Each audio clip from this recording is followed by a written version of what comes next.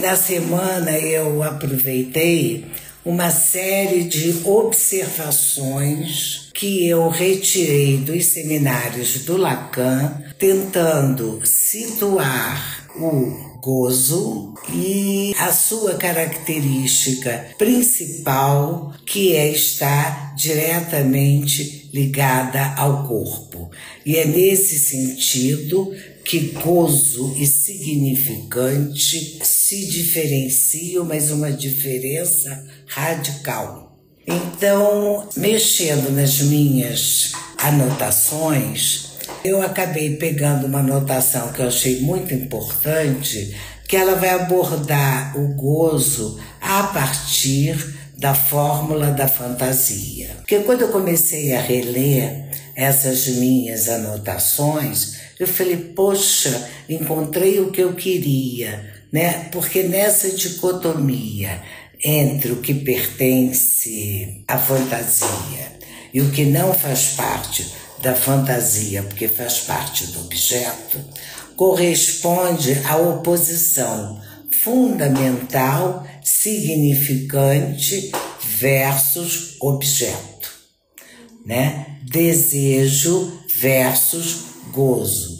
E olha que coisa interessante, se perguntar assim, mas o sujeito, ele é barrado, o que isto significa? Significa que há um significante que falta a esse sujeito. E justamente por isso o que vai caracterizar esse sujeito é o desejo.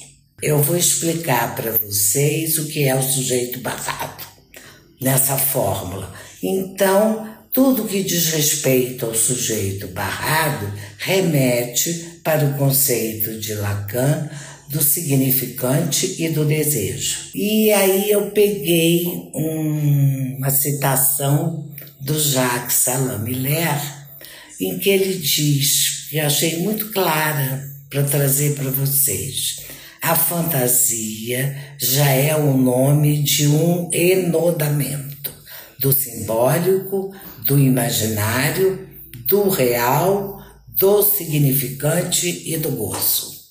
Então, a fórmula da fantasia, sujeito barrado, punção de A, que coloca em lados opostos, esquerdo significante, direito objeto, esquerdo desejo, direito gozo. Então, mas olha que coisa interessante e nesse momento fácil de compreender.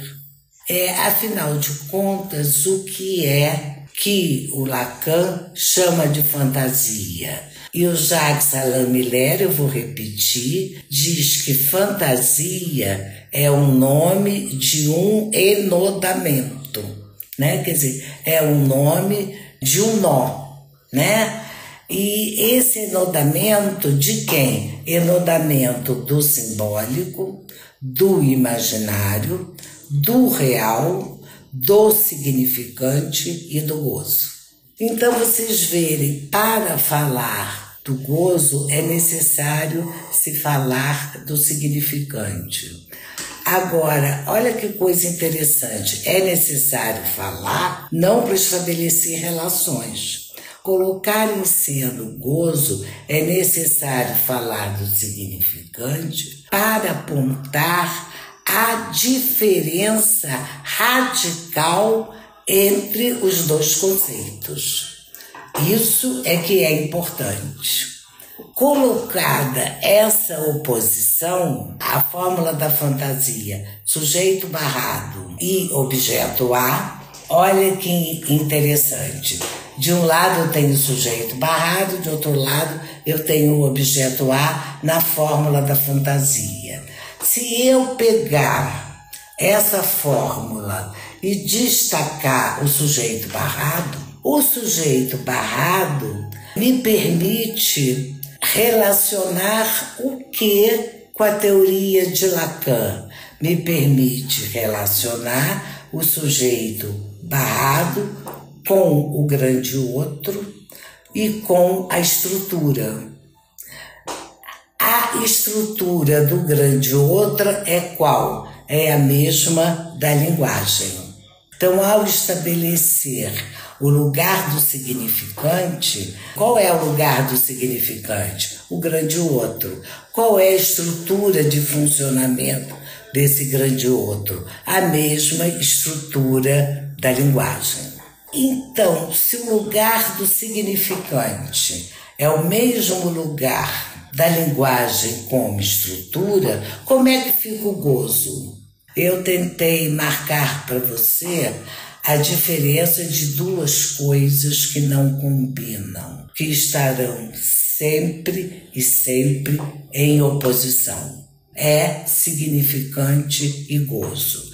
Então, se eu falei para vocês do lugar do significante, né? E vou repetir, o lugar do significante é o lugar do grande outro.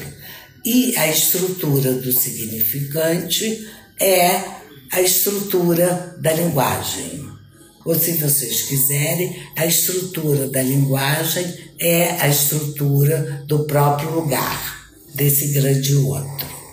Então, vamos ver o seguinte, já vai se estabelecer, olha que interessante, uma oposição.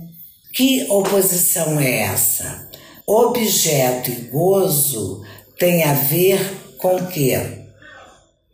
Tem a ver com o corpo, né? E não tem a ver com a linguagem. Vamos ver lá, o objeto A. Uma das definições que Lacan vai dar. O objeto A é o objeto do gozo. Tá bom, é o objeto do gozo. Mas onde é que se encontra esse objeto do gozo? O corpo. Né? O corpo é o lugar do objeto do gozo. Então, o corpo é o lugar de instalação do objeto A. E aí vamos de novo manter, lembra que eu falei da oposição entre desejo e gozo? Hoje eu quero ser bem didático, porque eu sei que é um assunto complexo, mas fundamental no percurso de Lacan. Desejo e gozo se opõem, já entendemos isso. Mas olha só, além de eles não combinarem, desejo e gozo são diferentes também pelo mecanismo através do qual eles se manifestam. O desejo só comparece, só se manifesta pela via da metonímia. Olha que coisa interessante, vem nos dizer Lacan. Uma coisa que se repete em sua vida da mesma maneira é um certo modo de gozar, né?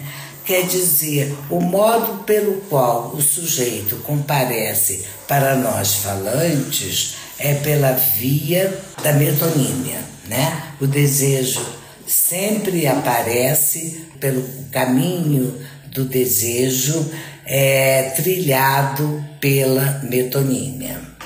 E o gozo, olha que definição maravilhosa que Lacan dá do gozo. É alguma coisa que se repete em sua vida da mesma maneira. Isso que se repete na sua vida da mesma maneira é um modo de gozar. Ou seja, é assim que se goza. E outras diferenças fundamentais. O Lacan vai dizer que no gozo, o funcionamento do gozo se dá sempre no regime do excesso. E aí ele vai dizer que é justamente por isso, por gozo, se dá comparecer pela via do excesso, o gozo se diferencia do prazer. E nós sabemos, e isso Lacan não vai modificar, que o prazer, né, funciona segundo as leis do princípio do prazer.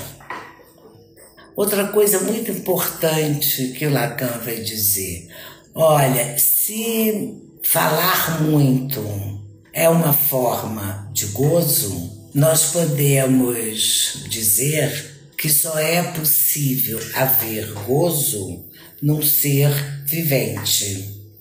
E aí o Lacan vai falar do homem como ser humano, do homem como um corpo falante.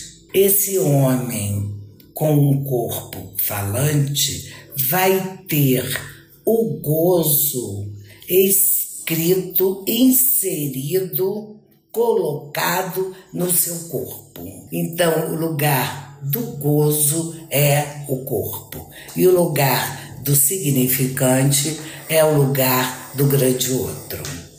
Olha aí o Jacques Alain Miller, eu achei essa citação fácil e resolvi trazer para vocês. Olha o que ele vai dizer.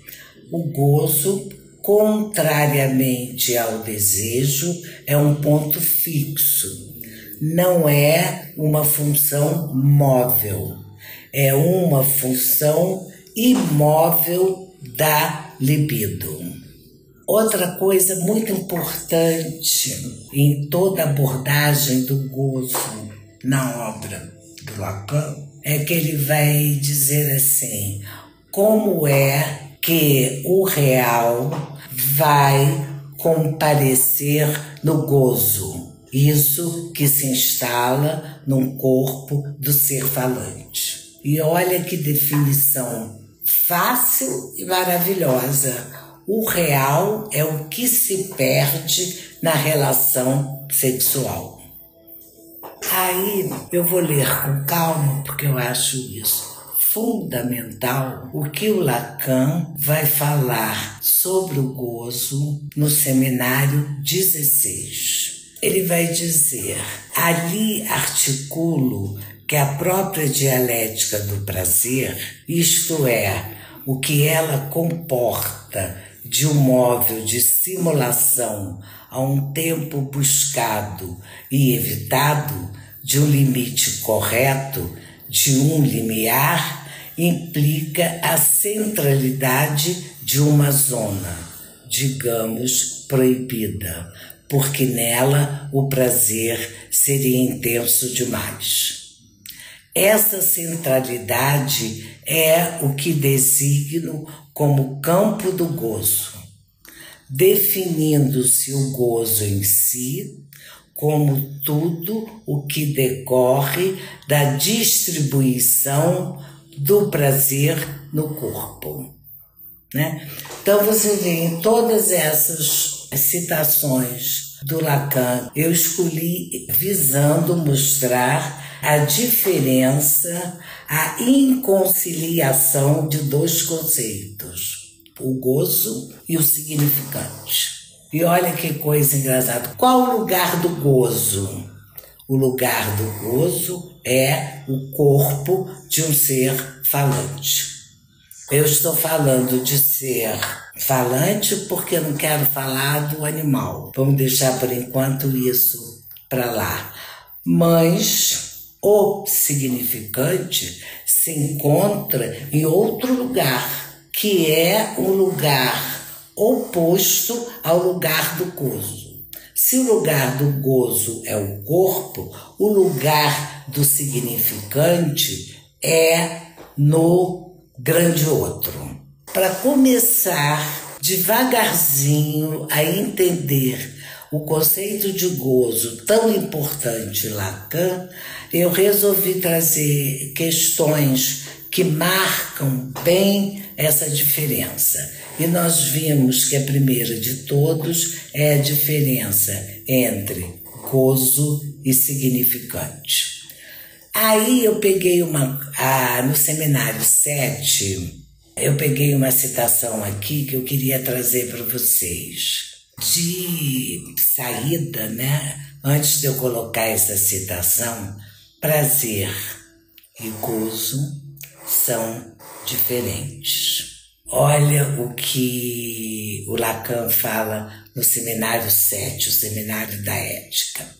A centralidade de uma zona é o que designo como campo do gozo, definindo-se o gozo em si como tudo o que decorre na distribuição do prazer no corpo. Olha, se falam que Lacan é tão complicado, mas essa definição, acho que eu escolhi, estão muito claras, né?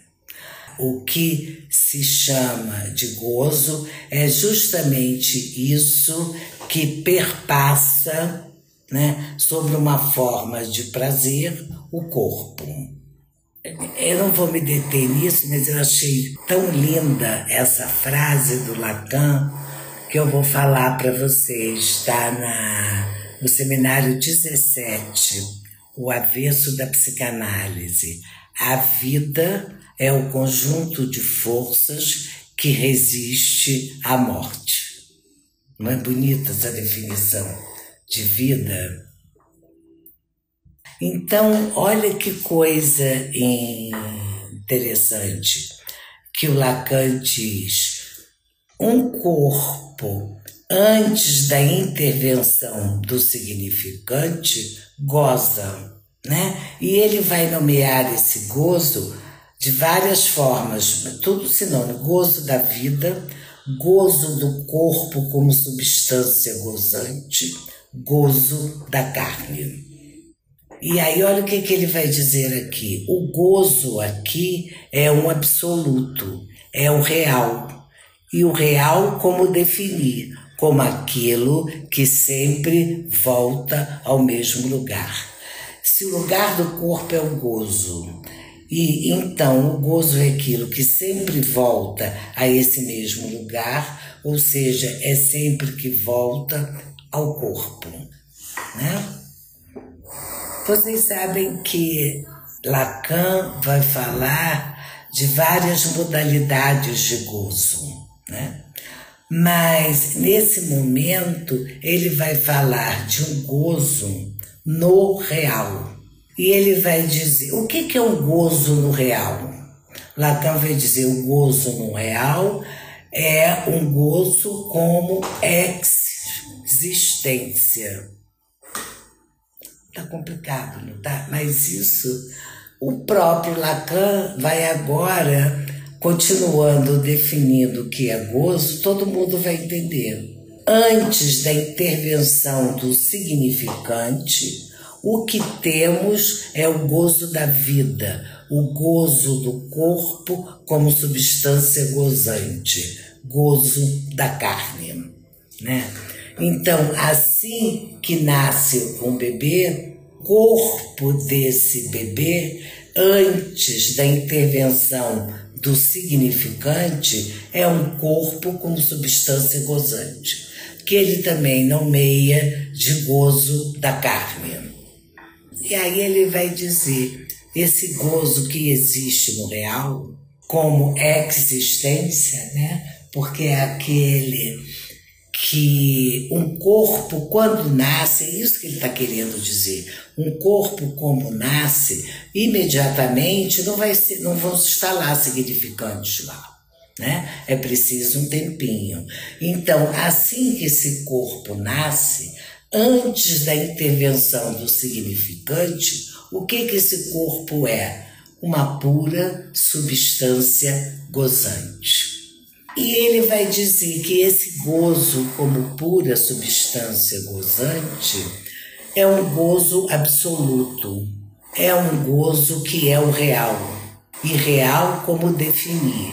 Como aquilo que sempre volta ao mesmo lugar.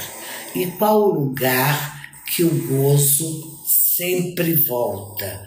É o corpo.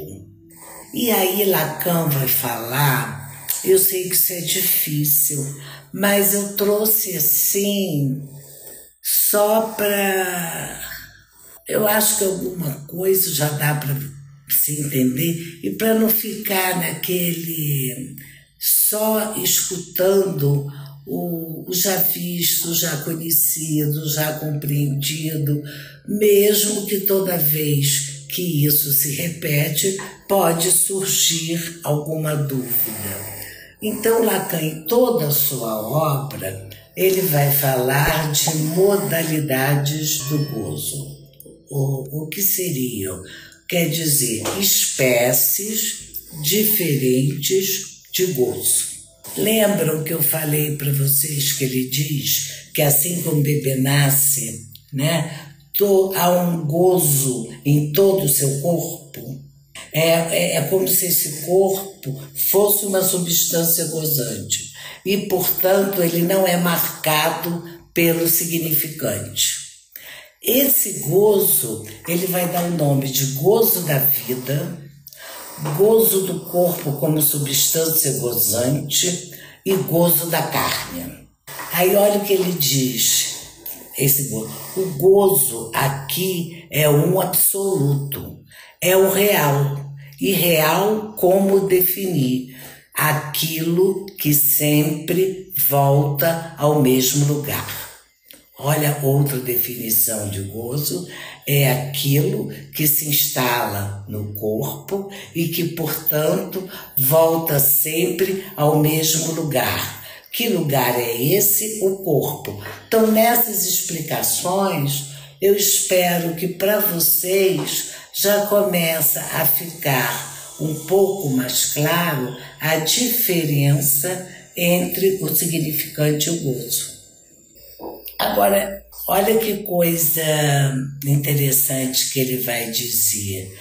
O gozo no real é o gozo como por que como existência? É aquele gozo que vai existir antes da instalação do significante.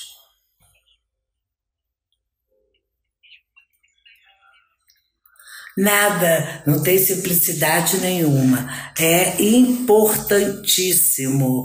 É daí a diferença fundamental que já temos em Freud entre princípio do prazer e gozo. O que o princípio do prazer visa é eliminar o desprazer para que se instale o prazer. O gozo não. O gozo é experimentado pelo desprazer, pela dor, pelo sofrimento. Eu não sei se eu contei uma história, num desses edifícios comerciais, acho que eu ia a algum médico, e tinha uma pessoa, e tinha aquela fila de elevadores dividido, e de costas eu estava escutando uma voz de homem que falava muito alto. Né? Então chegou uma hora que todo mundo da fila já estava rindo, sorrindo assim. Eu falei assim, bom, ele está falando tão alto porque ele quer que todo mundo escute.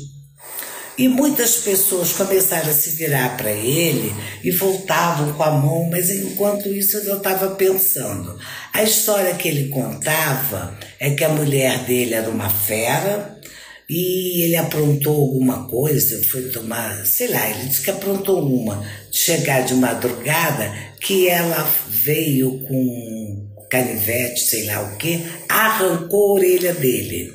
Ele foi parar com a orelha na mão, sangrando, para ser colocada no lugar. E aí ele dizia, eu não disse que a minha mulher não é fácil? Aí eu fui da fila, uma das últimas a virar quando eu virei de costa, ele já estava falando, tá vendo como ela é, como é que ela é? Olha só, a dor horrível que ele sentiu de ter a orelha arrancada por eu falei canivete, mas não é canivete, navalha, né? É desprazer. Né? Mas nesse desprazer há um gozo intenso. Tanto que tinha uma moça na fila que quando virou, disse assim, esse homem é maluco, eu nunca vi ninguém falar de ter a orelha arrancada com uma cara de tanta felicidade. Aí a fila toda... E aí quando ele passou a perceber, óbvio, que a fila estava interessado na história dele, ele passou a contar mais alta. Então você vê, arrancar uma orelha, a navalha deve doer pra caramba, mas isso provoca, nesse caso específico, esse prazer, né?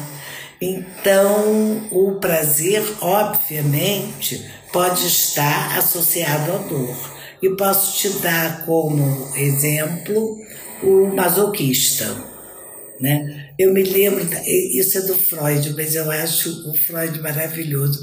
Ele disse assim, que em toda confusão que está vendo na rua, no mercado, não sei o quê, se passa o masoquista, ele vai correndo para se enfiar na confusão, para botar a cara na frente e receber uma bufetada.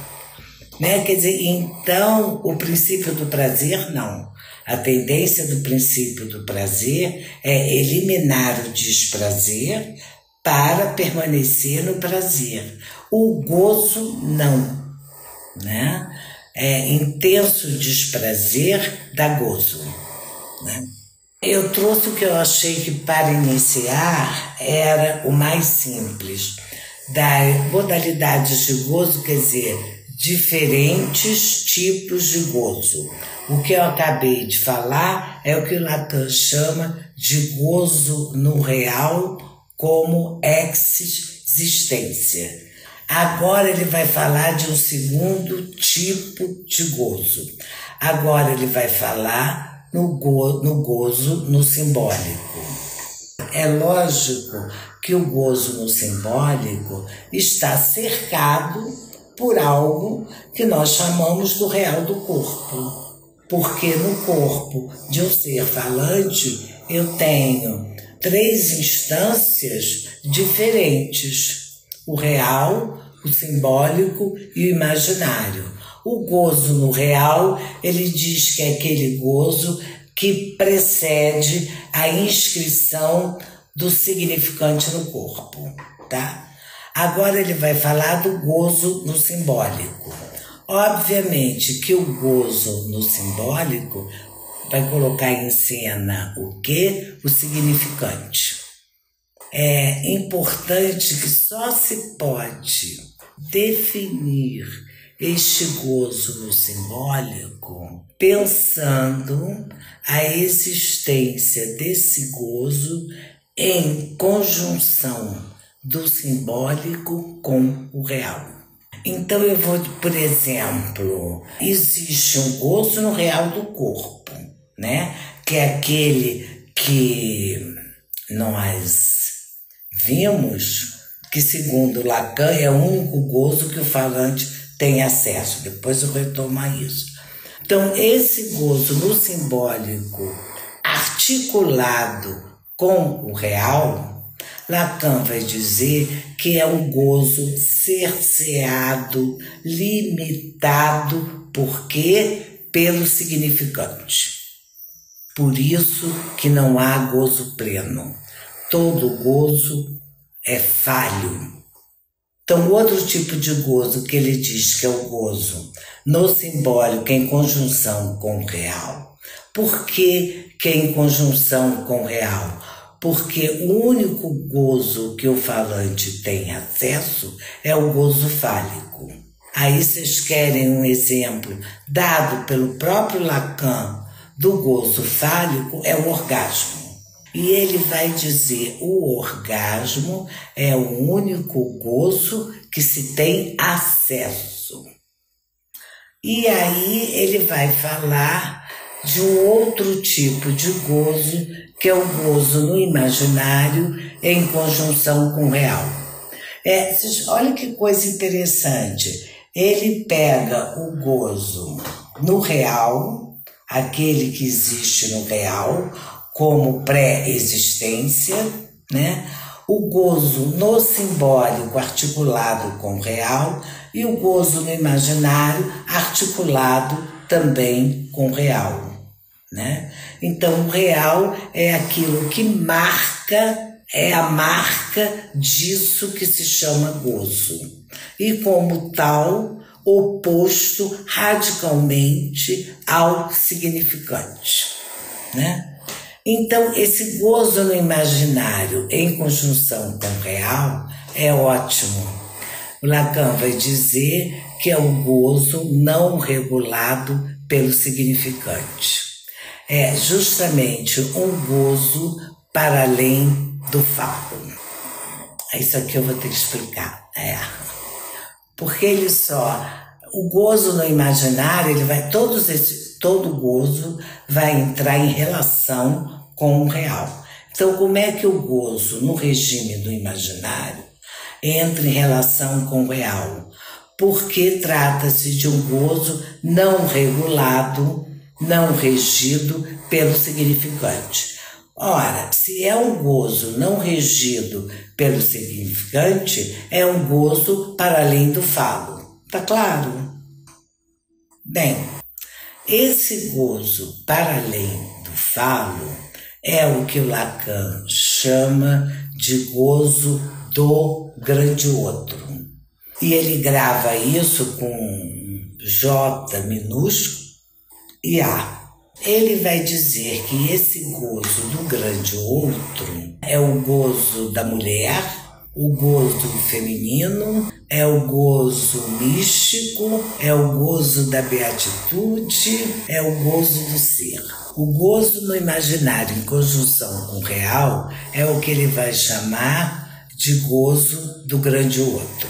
Esse gozo do grande outro, ele aparece sob a forma de gozo místico, de gozo da beatitude, de gozo do ser.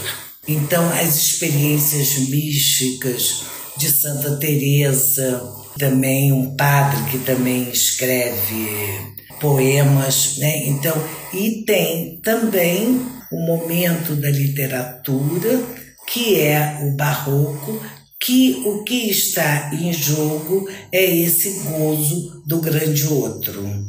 Mas olha só a contradição que vai permanecer do início ao fim da vida dele. Todo gozo é fálico. Não existe para o falante experiência de outro gozo que não seja fálico. Todo gozo fálico é falho. Por quê? Em toda transa sexual, quando ocorre uma experiência gozante, essa experiência gozante tem um nome, é gozo fálico, e como tal, sempre falho. Falho em que sentido? Por melhor que tenha sido, faltou um pouquinho. E é justamente esse pouquinho que falta gozar, no único gozo que nós falantes temos acesso, que é o gozo fálico, é que faz, né, que não existe aquela trepada divina, maravilhosa e perfeita, que se ela for conseguida, nunca mais será necessário ser repetida. Esse gozo que ele chama de gozo da mulher, gozo místico, gozo da beatitude, gozo do ser. Alguns psicanalistas colocam nesse gozo do outro o gozo feminino. Mas isso dá uma confusão danada, porque homens e mulheres só têm acesso a um gozo, ao gozo fálico. Mas o Lacan vai falar das existências de gozos não fálicos. E aí ele fala do gozo feminino. Tem que tomar muito cuidado, porque o gozo feminino tem a articulação com o místico, com a beatitude, com o ser, né? Porque uma coisa é certa, do início ao fim da obra de Lacan, ele vai dizer: todo gozo é fálico, não existe outro, né? Mas ele vai desenvolvendo e diz: gente, espera aí, né? Ele falou gozo no simbólico em conjunção com o real, né? Ele falou no gozo do real como existência e o gozo no imaginário em relação com o real. Mas aí fala o gozo feminino. Mas esse gozo feminino é um gozo não fálico, né? Então não tem a ver com as mulheres, né? Ele é um gozo que está na mesma instância do gozo místico.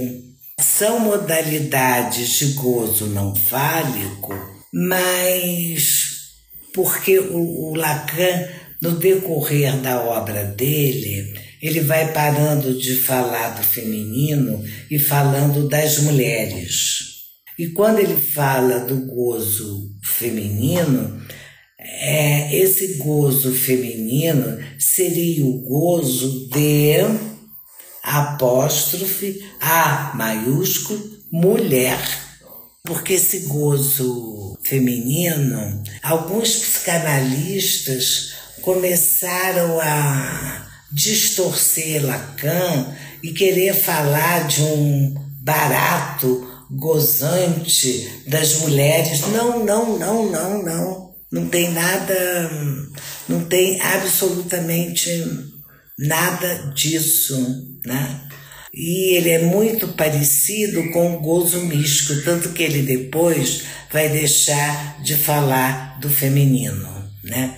Por quê? Porque para falar do feminino era necessário Lacan dar uma definição do que é a mulher, né?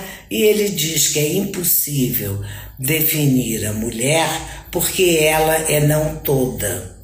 E no caso do sexual, a única forma de gozar que ela tem acesso é a mesma do homem, o gozo fálico. Então esse gozo feminino que o Lacan fala não tem a ver com as mulheres, são os gozos das místicas, tá? Isso precisa ficar bem claro porque foi uma distorção muito grande no pensamento do Lacan, tá? Tchau, tchau.